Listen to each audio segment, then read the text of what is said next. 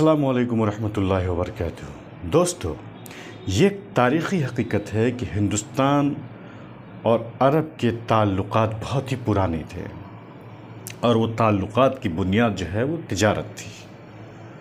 جیسا کہ اس سے پہلے میں نے کہا ہے کہ اسلام جو ہے تلوار کے ذریعے سے ہندوستان میں نہیں پھیلا، بلکہ سب سے پہلے عرب تاجروں کے ذریعے یہاں اسلام پھیلا، کیونکہ یہاں سے عرب بزنس مین بھی وہاں جاتے تھے اور وہاں سے آتے تھے، چونکہ اسلام کے اندر وہ طاقت ہے اور وہ چاشنی ہے کہ یہ پوری دنیا میں پھیل رہی ہے۔ اب ہم بات کرتے ہیں کس کی کہ لوگ کہتے ہیں کہ کیسے مسلمان حملاوروں نے اس دیش کو لوٹا اور یہاں حملہ کیا اور زبردستی مسلمان بنایا۔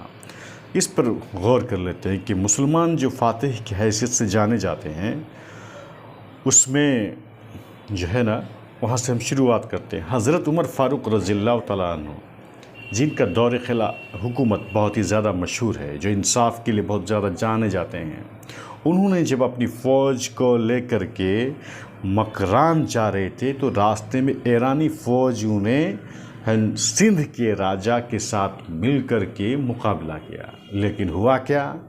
دونوں کو شکست ہو گئی۔ اس کے بعد راجہ دہر نے اموی خلافت میں، یعنی اموی دور حکومت کے گورنر سعید بن اسلم کے قاتلوں کو کیا ہے پناہ دیا، اور یہ حکومت مخالف میں جو ہے بہت ہی پیش تھا۔ اس کو جو ہے نا پناہ دے کر کے راجہ دہر اسلامی حکومت کے آخر تک جو ہے مخالف اور اڑا رہا، جبکہ اس کے برخلاف بھارت کے جو دوسرے ہندو راجا تھے جو حق پر تھے، صحیح پر تھے، انہوں نے اموی حکومت کی کیا کی؟ تائید کی۔ اموی دور حکومت میں ایک حادثہ پیش آیا تھا۔ وہ حادثہ یہ تھا کہ سرندیپ سے اس کا راجہ اور بادشاہ اپنے یہاں سے ایک بحری جہاز بھیجتا ہے، کہاں؟ حجاج بن یوسف کے پاس۔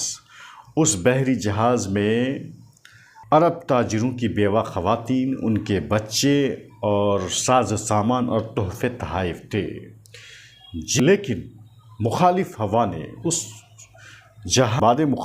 مخالف ہوا نے سندھ کی بڑی بندرگاہ دیبل کی طرف دیبل کے پاس پہنچتے ہی بحری قزاقوں نے، ڈاکوؤں نے ان خواتین کو اور بچوں کو ساز و سامان کے ساتھ جو ہے لے گیا، قید کر لیا، اور جو ہے ان کے ساتھ غلط سلوک اور وحشیانہ سلوک کے ساتھ پیش آنا شروع کر دیا۔ اسی اثناء میں، اسی دوران ایک عورت اپنے جو ہے حکومت کو جو ہے پیغام پہنچانے میں کامیاب ہو جاتی ہے۔ کیا لکھتی ہے؟ اے حجاج بچا مجھے اس ظالم سے، اے حجاج بچا مجھے اس ظالم سے۔ اسی مدد کو لے کر کے یا اسی آواز کو سن کر کے اس کا دل تڑپ اٹھا، اور اس نے باضابطہ راجہ دہر جو اس وقت حکومت کر رہا تھا اس کو لیٹر لکھا، پیغام بھیجا کہ ان بحری قزاقوں کے ذریعے جو سامان لوٹا گیا، عورتیں جو قید میں ہیں ان کو واپس لوٹا دے اور ان کے خلاف جو ایکشن لے۔ مگر راجہ دہر اڑیل رویہ رکھتا تھا۔ اس نے کیا کہا؟ ہم ان بحری قزاقوں سے نپٹنے کی طاقت نہیں رکھتے، وہ ہمارے بس میں نہیں ہے۔ حجاج بن یوسف نے اپنی طرف سے بھی سپورٹ کرنے اور تعاون دینے کی جو ہے یقین دہانی کرائی۔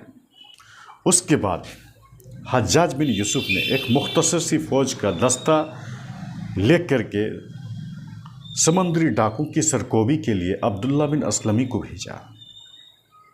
عبداللہ بن اسلمی جب دیول پہنچے تھے تو راجہ دہر کے بیٹے کشیپ سے ان کی ملاقات ہوئی اور مقابلہ ہوا، جس میں عبداللہ بن اسلمی جو ہے شہید ہو گئے۔ اس کے بعد اسلامی فوج ہار گئی، دوبارہ 4000 فوج کے ساتھ بدیل محالی کی قیادت میں بھیجی گئی، پھر دوبارہ بھی شکست کھا گئی، کیونکہ کشیپ جو ہے نا اپنی انتظامی صلاحیت میں بہت ہی ماہر تھا، ایکسپرٹ تھا۔ اسی بار نہ چاہتے ہوئے بھی 712 ہجری میں محمد بن قاسم کی قیادت میں جو ہے فوج بھیجی گئی، جس میں بحری جہازوں کے ساتھ بیڑا بھی تھا۔ مقامی لوگوں کی مدد سے دیبل کو گھیر لیا گیا اور 8 روز کے بعد جو ہے نا اس پر قبضہ کر لیا۔ کشیپ وہاں سے اپنی 4000 فوج کو لے کر بھاگ گیا۔ شہر کے کچھ حاکم جو ہے فرما برداری محمد بن قاسم کی کرنے لگے۔ کچھ لوگ اپنی مرضی سے وہاں چھوڑ کر چلے گئے اور کچھ لوگ بزور قوت جو ہے مان گئے۔ اس کے بعد حکومت بغداد کا باغی محمد علاقی کو ساتھ لے کر بڑی فوج کے ساتھ راجہ دہر جو ہے منتظر تھا۔ کشیپ بھی منتظر تھا بھاگ کر کے کہ کب محمد بن قاسم اپنی فوج کو لے کر آئے، پھر مقابلہ کیا جائے۔ محمد بن قاسم بھی کہاں ہار ماننے والے تھے، وہ بھی اپنی 15,000 فوج کو لے کر کے 30,000 فوج کے ساتھ جو ہے لڑتی رہی۔ آخر میں 93 ہجری کو 10 رمضان المبارک کو جو ہے راجہ دہر کا قتل ہو گیا اور محمد بن قاسم جو ہے فاتح بن کر ابھر گیا۔ دوسری بڑی فتح جو ہے وہ دوسری بڑی فتح کیا ہے؟ برہمن آباد کی فتح ہے۔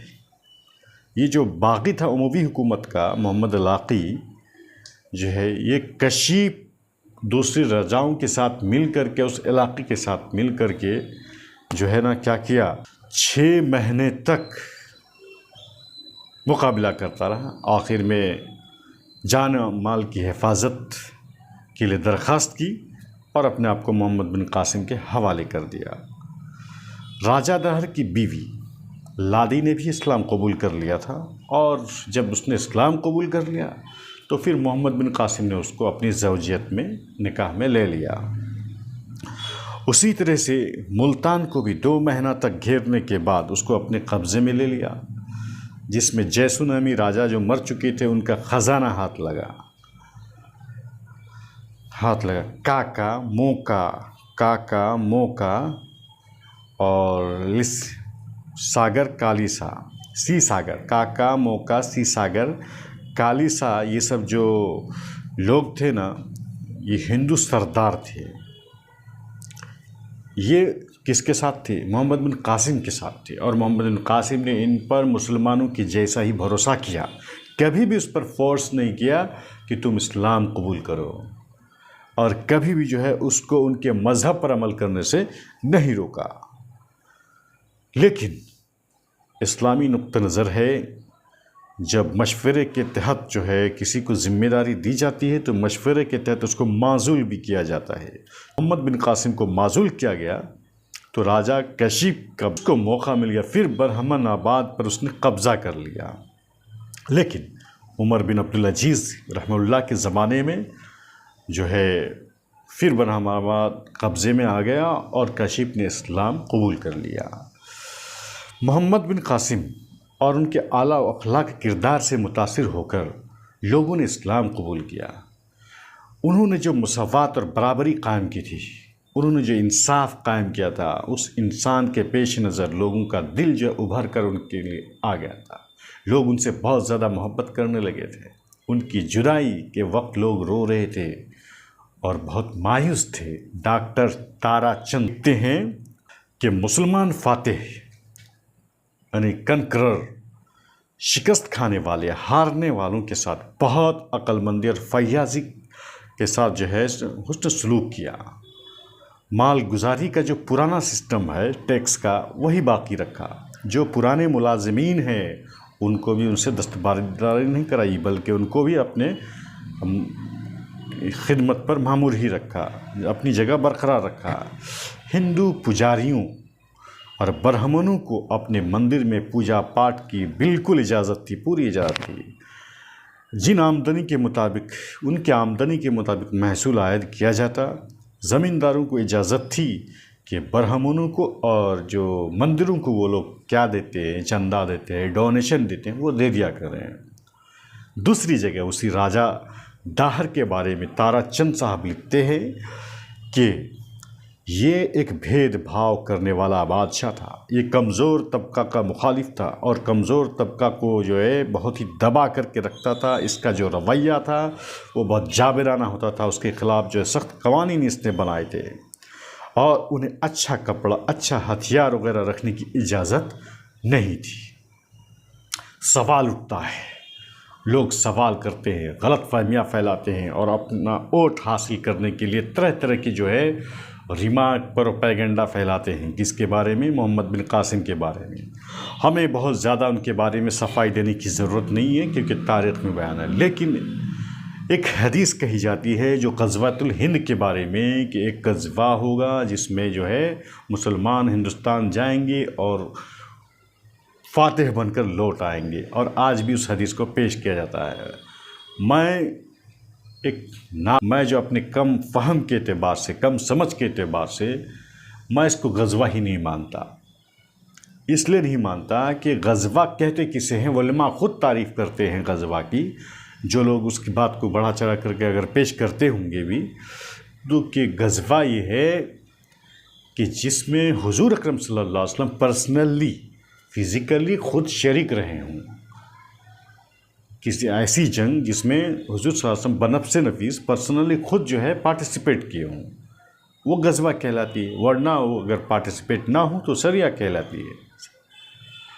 اب تو حضور صلی اللہ علیہ وسلم موجود ہی نہیں ہوں گے تو کہاں سے وہ غزوہ کہی جائے گی. اصل میں اگر کوئی لڑائی غزوۃ الہند کے تعلق سے پیشین گوئی ہے تو وہ یہی ہے، یہی مراد لیا جائے. کون سی؟ اور یہی صحیح ہے کہ غزوۃ الہند سے مراد، اگر مراد بھی لینا ہے، کیا کہ محمد بن قاسم نے اپنے لوگوں کی جان بچانے کے لیے اور انصاف، جب یہاں پر وہ پہنچ گئے تو جب دیکھا کہ ظلم ستم کو ختم کرنے کے لیے انہوں نے قبضہ کیا، حکومت کی، اور بہت دنوں تک تو یہاں رہے نہیں، وہ چلے گئے تھے. اس لیے یہ کہنا کہ اسلام صرف تلوار کے زور سے پھیلا ہے، کہنا غلط ہے. حسن سلوک، مساوات، ہمدردی کا جذبہ ایک ایسا جذبہ ہے اور ایک ایسی اچھی عادت ہے جس سے لوگ متاثر ہوتے ہی ہیں.